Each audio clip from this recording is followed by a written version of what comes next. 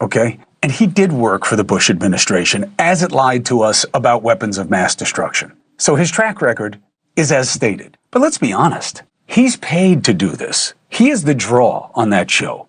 It's not the host. You can't even name any of the other people on it.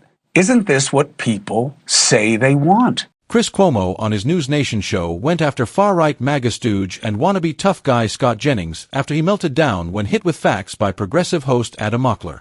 We are going to look at clips of Chris Cuomo discussing this with Harold Rivera and Chris Cuomo. I have thoughts to share on this. I will explain how I think they are right and how I think they are wrong. Let's get into it together. This exchange between 48-year-old CNN conservative contributor Scott Jennings and 23-year-old progressive podcaster Adam Mockler is a metaphor for what passes as political debate in the hellscape that we are in. We all know that Scott Jennings is more than happy to defend a war with a country that starts with the letters IRA that we are currently failing, that is going to put us trillions and trillions of dollars more in debt. I was only a few years old while you were in the administration defending prior endless wars. Now this war is failing. 8 weeks is endless to you? Okay, you said it was going to be 4 to 6 weeks. You have the attention span of a gnat? Homie, I debated you on TV 4 to 6 weeks ago and you said we were weeks away from it. Now you're making condescending remarks because you can't defend the fact that this war is not going your way. Wait, one more time. Not going Name one political concession. Name one political concession. Honestly, I'm not going to have this guy's in my face. Everybody, hang tight, Honestly. okay? No, everybody calm down. What a joke. I mean, it's just... Jennings is no tough guy, okay? And he did work for the Bush administration as it lied to us about weapons of mass destruction. So his track record is as stated. But let's be honest. He's paid to do this. He is the draw on that show. It's not the host. You can't even name any of the other people on it. Isn't this what people say they want? Millions of clicks, millions of views. Joining me now, News Nation's correspondent at large, Geraldo Rivera, who was sitting at the table when it happened, and former governor of New Hampshire, Chris Sununu, who was once called a dick by CNN's Anderson Cooper, and no one argued it wasn't accurate, but it wasn't nice.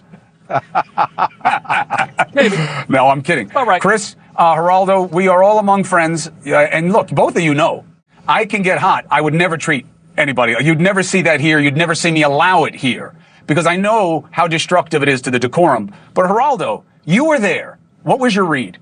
I was right there.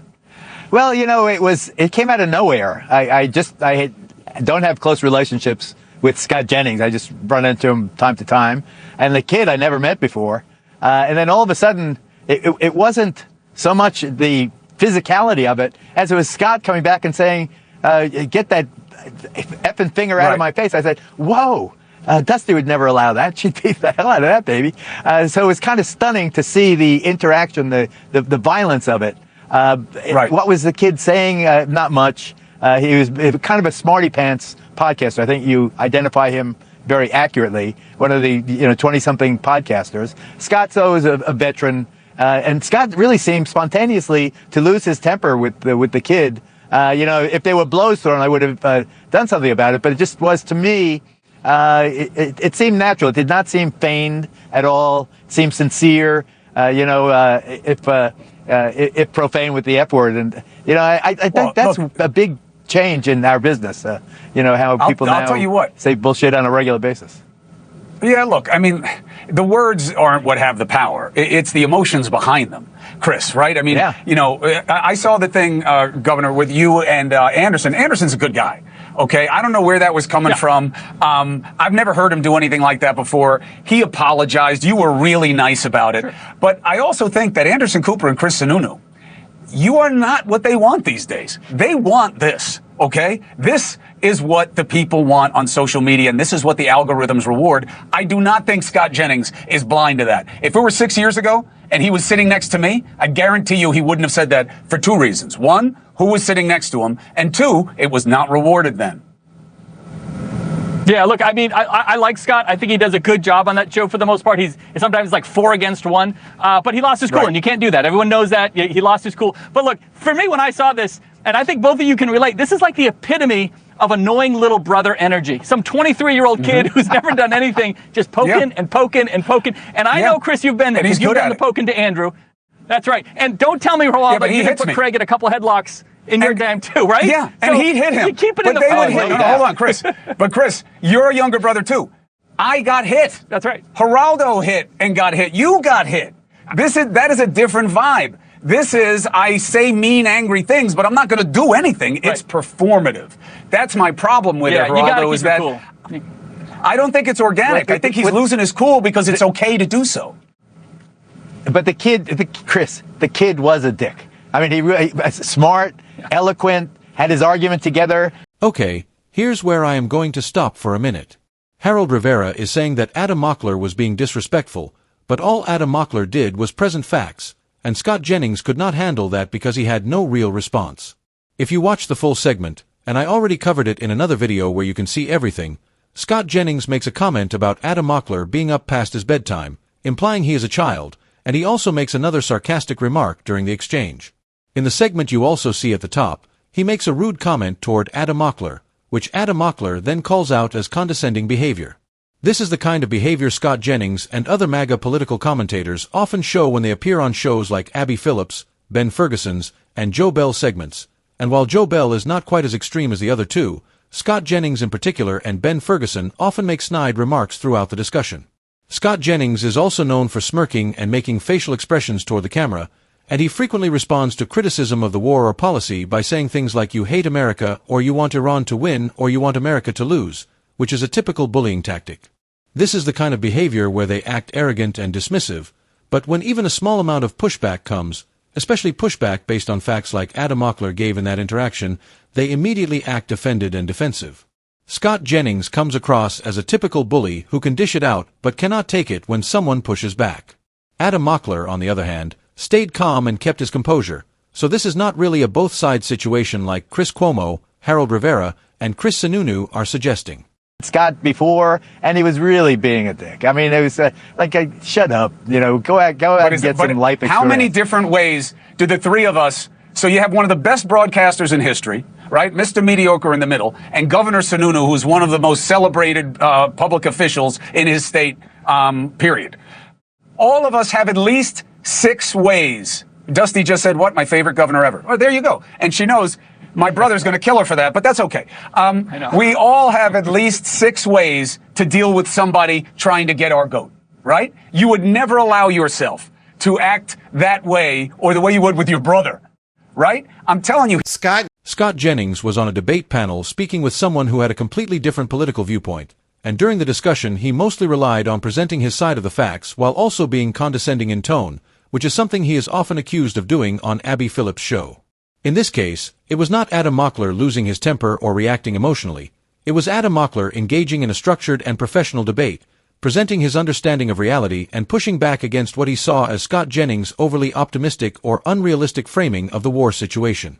From that perspective, Mockler was directly challenging the narrative rather than getting triggered, and the pushback was based on disagreement over facts and interpretation rather than personal frustration.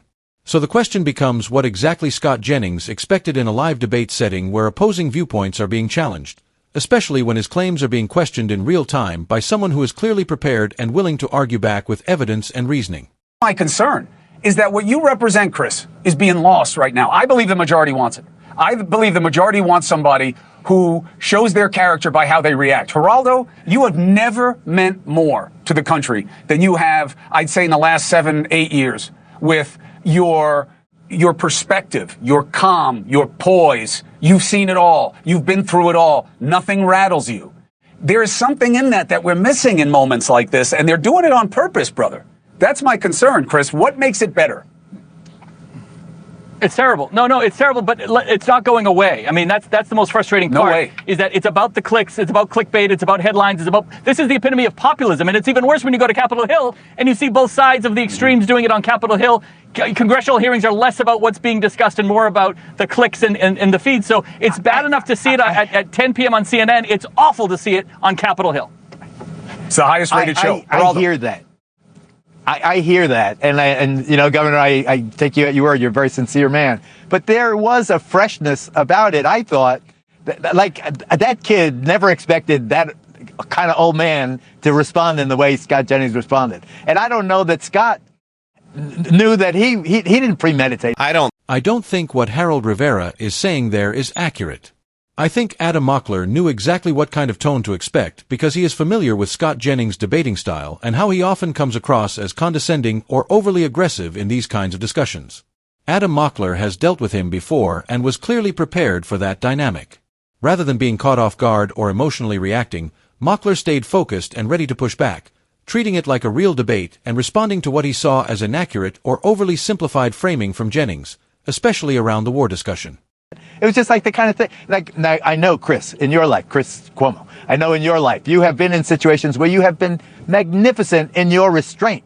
I mean, people don't realize because you sit behind a desk, you're a giant of a man. I mean, you're big, you're built, like, it wasn't that. Look at those forearms, this for wasn't God's that. sakes, he's got the sleeves pulled out. Of a Java man. Yeah, it's all true. This wasn't that. This was just, a kid went one step too far. The elder statesman says, hey, and I don't think he premeditated, just, had the reaction, get that hand out of my face. And I've said that a million times in my life. Get that effing hand out of my face. But you wouldn't say it now because you've never seen I wouldn't since say the it now. 60s. Now I'm 83 years old.